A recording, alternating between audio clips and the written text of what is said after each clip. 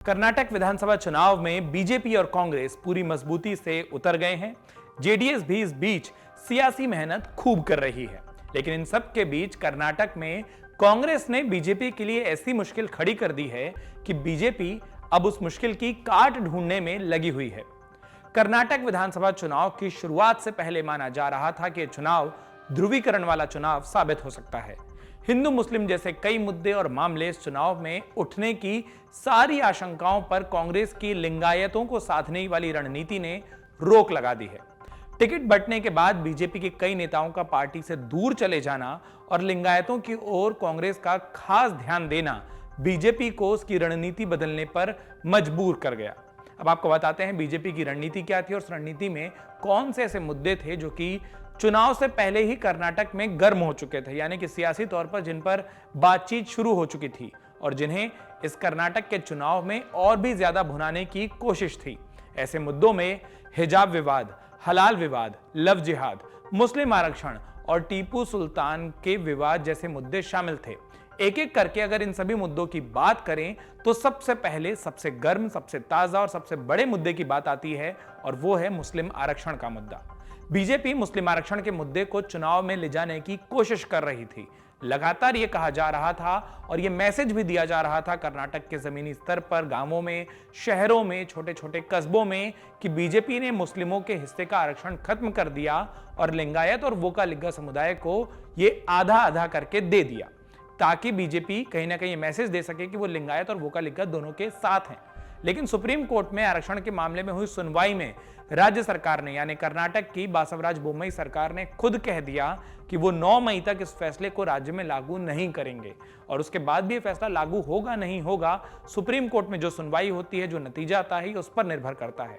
जिस तरीके से इस मामले में कोर्ट का अब तक का रुख रहा है, बीजेपी नहीं चाहती कि वो कोई वादा कर जाए और उस पर वादे पर यानी कि कानूनी रोक लग जाए और जो लोगों का विश्वास है वो बीजेपी के प्रति, सरकार के प्रति कम हो, ताकि लोगों को यह ना लगे कि सरकार कम तैयारी के साथ कोर्ट में चली गई।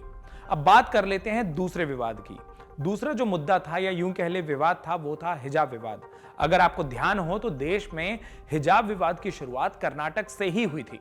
स्कूल कॉलेजों में क्या ड्रेस कोड हो, यह मुद्दा राष्ट्रीय बहस का मुद्दा बन गया था। कांग्रेस महासचिव प्रियंका गांधी का भी एक बयान खूब वायरल हुआ था जिसमें उन्होंने कहा था कि किसको क्या पहनना है ये उसकी मर्जी होनी चाहिए। लेकिन अब चुनाव से यह मुद्दा गायब सा दिख रहा है। इसके 2 कारण माने जा रहे हैं। कांटे की टक्कर में जहां बीजेपी और कांग्रेस कर्नाटक में आमने सामने हैं, वहां बीजेपी इस मुद्दे को छालकर मुस्लिमों को कांग्रेस के पक्ष में एकजुट नहीं करना चाहती। और दूसरी बात यह कि कांग्रेस वोकालिगा के साथ साथ लिंगायतों के वोट भी अगर पा रही है और उसमें मुस्लिम वोटर भी जुड़ जाते हैं तो राज्य में बड़ी आसानी से कांग्रेस की सत्ता आ जाएगी। बीजेपी नहीं चाहती कि कोई ऐसा समीकरण बने और बीजेपी तो यह चाह रही है कि मुस्लिम वोटर कांग्रेस और जेडीएस में बंट जाएं ताकि इस बंटवारे का फायदा बीजेपी को जमीन पर हो। इसी तरीके से टीपू सुल्तान, हलाल और लव जिहाद जैसे मुद्दों की बात करें तो बीजेपी कुछ कारणों से इन मुद्दों को नहीं छेड़ रही है। उनमें सबसे पहली बात तो यह है कि पहले भी जब इन मुद्दों को छेड़ा गया या इन मुद्दों पर विवाद हुआ तो ये पूरे राज्य स्तर पर नहीं फैल सके, यानी कि इनसे पूरे राज्य के इलेक्शन के मूड को सेट नहीं किया जा सकता। दूसरी बात, कांग्रेस स्थानीय मुद्दों को उठाने की रणनीति पर काम कर रही है। वो लगातार करप्शन की बात कर रही है, लगातार वो नंदिनी प्रोडक्ट की बात कर रही है, वो लगातार वहां पर जो वोकालिगा समुदाय हैं, जो आदिवासी हैं, जो लिंगायत समुदाय हैं, उसकी बात कर रही है।